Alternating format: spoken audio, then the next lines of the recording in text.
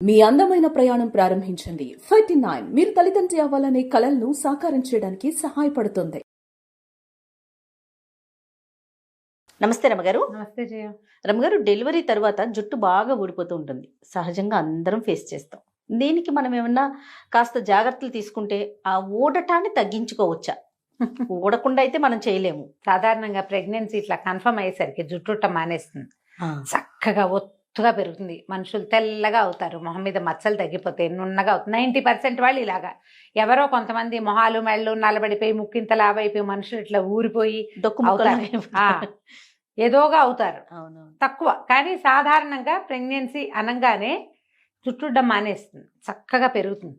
నున్నగా ఉంటుంది. తలకట్టు బారెడు కూడా పెరిగే వాళ్ళు ఉంటారు. చక్కగా వస్తుంది. ఈ డెలివరీ అయ్యేసరికి 5వ నెల 6వ నెల వచ్చేసరికి జుట్టు ఊడిపోవటం మొదలెడుతుంది. ఊగొట్టేసరికి జుట్టు ఊడిపోతుంది అంటారు.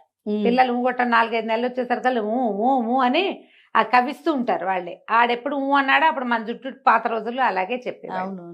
జనరల్గా ఏంటంటే ఒక 6 నెలల పాటు తల్లులు వాళ్ళ ప్రెగ్నెన్సీలో ఉన్న తిన్నవి వేసుకున్న మందులు అవి వాటి ఎఫెక్ట్ ఉంటుంది. 5-6 నెలలు వచ్చేసరికి ఈ పాలు ఇస్తారు కదా, పాలు ఇవ్వటము, ఈ నర్సింగ్ వల్ల కొంత, తర్వాత ఏమో ఈ హార్మోనల్ బ్యాలెన్స్ అవి మళ్ళీ మారుతాయి. అంతకుముందు పీరియడ్స్ ఏం లేవు కదా మనకి. అది వేరే హార్మోనీలో ఉంది మన సంగతి. హార్మోనీ మారిపోతుంది శరీరంలో. కొత్త నెత్తురు పట్టడం అంటారు. నెత్తురు పట్టేటప్పుడు జుట్టు ఊడిపోయి మళ్ళీ వస్తుంది. ఈ ప్రెగ్నెన్సీ డెలివరీ అయ్యాక పోయిన జుట్టు రాకుండా ఏముండదమ్మా. ఇంత కుచులుగా ఊడిపోతుంది.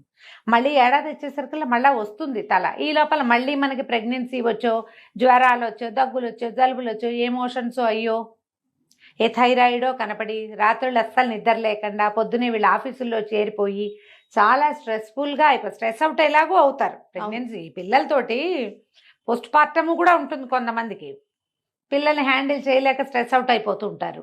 నిద్రలు చాలవు, స్ట్రెస్ పెరిగిపోతుంది, జుట్టు ఆటోమేటిక్గా ఊడిపోయి రాదకుండా అయిపోతుంది. బేసిక్ నీడ్స్ కొన్ని ఇవ్వాలి శరీరానికి. మనం ప్రెగ్నెన్సీలో పోషణ బాగా చేస్తాం. పిల్లలు పుట్టాక పోషణ తగ్గిపోతుంది. మన మీద తగ్గిపోతుంది. ఈ పిల్లాడి మీదే ఉంటుంది కదా, చంటివాడి మీదే ఉంటుంది. దాంతో వస్తుంది. మీరు ఖచ్చితంగా 5-6 నెలలు వరుసగా మీరు నర్సింగ్ మదర్ అయితే ప్రతిరోజు పాలు తాగటం మానేయకుండా.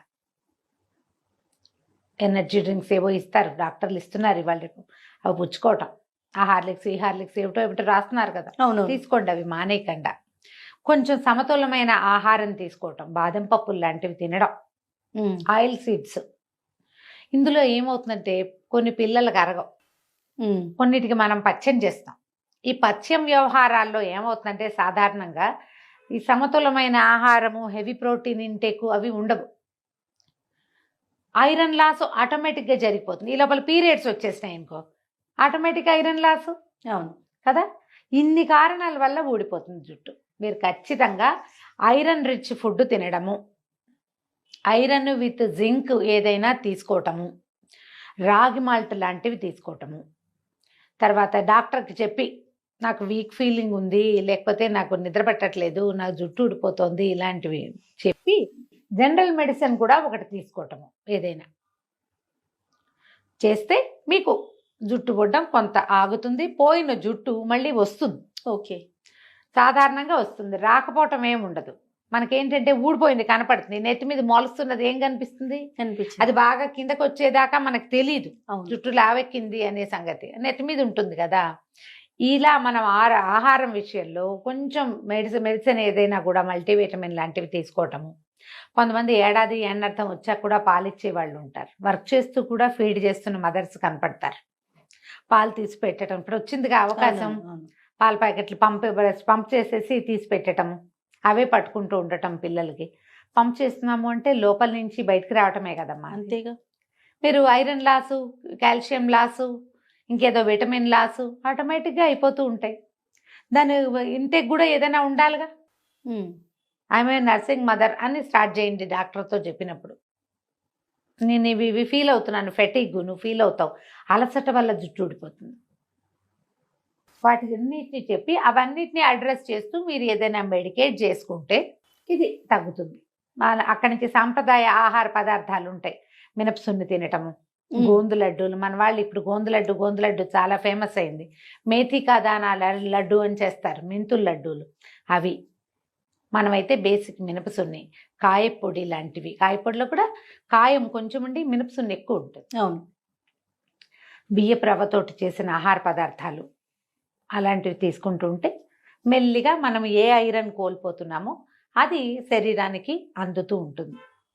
సిట్రస్ ఫ్రూట్స్ తప్పకుండా తినాలి. మీరు ఐరన్ రిచ్ ఏం తీసుకుంటున్నా దాంతోపాటు సి విటమిన్ వచ్చేవి జలుబు చేస్తాయని తినరు. దీనికి ఒక సిద్ధాంతం ఉంటుంది. మనం మధ్యాహ్నాలు తినాలి సిట్రస్ ఫ్రూట్స్, సాయంకాలం ఎప్పుడు తినద్దు. ఇప్పుడు కూడా మనం తినకూడదు. మామూలుగా కూడా ఏ పళ్ళైనా సాయంత్రం పూట నో, రాత్రి పూట నో. మధ్యాహ్నం పూట తింటే సిట్రస్ ఫ్రూట్ వల్ల మీకు జలుబు చేయదు. మీకు నర్సింగ్ మదర్ అవటం వల్ల పిల్లాడికి జలుబు చేస్తుందేమో, మనం కమలా పళ్ళు తింటే, మనం బత్తాయిలు తింటే ఎలా డౌట్లు వస్తాయి. అవును. అలా అవ్వదు. మీరు మధ్యాహ్నం తింటే మీకు కావాల్సిన సి విటమిన్ అందుతుంది. మీ పాల ద్వారా పిల్లాడికి కూడా ఏదో కొంత అందటానికి అవకాశం ఉంటుంది. పగలు తీసుకోండి. అన్ని రకాల సీజనల్ ఫ్రూట్స్ తినండి పొద్దుటి పూట. యాపిల్స్, తర్వాత ఈ కమలాలు ఇవి వస్తాయి, మన సీతాఫలాలు లాంటివి వస్తాయి. సపోటాలు తినచ్చు చక్కగా, జామ పళ్ళు తినచ్చు, ఏవైనా బొప్పాస్ పళ్ళు తినచ్చు. బొప్పాస్ వల్ల పాలు పెరుగుతాయి, మీకు ఒంటికి కావాల్సిన కొన్ని రకాల విటమిన్స్ అండ్ మినరల్స్ కూడా అందుతాయి. ఆహారం విషయంలో కనుక మీరు ఇంటేక్ జాగ్రత్తగా చేస్తే రాగి మాల్ట్ అసలు వదిలిపెట్టద్దు. డెలివరీ అయ్యాక తీసుకోండి, పిల్లలకి ఇస్తాం, మనం కూడా తీసుకోవాలి. ఏమన్నా జొన్న రొట్టెలు, గోధుమ రొట్టెలు తినే అలవాటు ఉంటే శుభ్రంగా అవి కూడా తినచ్చు. కూరలు తింటాము, తర్వాత ఏమంటారు పచ్చివి మన మొలకలు తింటాము, పళ్ళు తినటము, అవి మానకుండా ఉంటే మీకు కావాల్సింది అంది. పిల్లలకి పాలు ఉంటాయి, మీకు నెత్తి మీద జుట్టు కూడా ఉంటుంది. జుట్టు ఊడిపోవటాన్ని మీరు ఎప్పుడైతే తెలుసుకున్నారో అప్పుడే మీరు డాక్టర్ని సంప్రదిస్తే ఇంకా కొంచెం బెటర్ రిజల్ట్స్గా కూడా ఉంటాయి. ఏవో తెచ్చుకుని ఇప్పుడు రాసుకుంటున్నారు రకరకాల ఆ నూనెలు, ఈ నూనెలు. ఏ నూనెలు అయినా పైన రాస్తే ఏం అవ్వదు, లోపల నుంచి కొంత పడాలి. అది కూడా చేయండి. రెండు కలిస్తే బాగుంటుంది, మీకు రిజల్ట్ బాగుంటుంది. ఇది చాలా సహజమైనది అనుకోండి, హాయిగా ఉంటుంది. మనసుకు ప్రశాంతత, టెన్షన్ ఫీల్ అవ్వకూడదు. అందరికీ ఊడిపోతుంది, ఎవరైనా ఇంతే. ఇలా ఆలోచించండి, హాయిగా ఉంటుంది. రైట్ రమ్మగారు. నమస్తే. నమస్తే చే.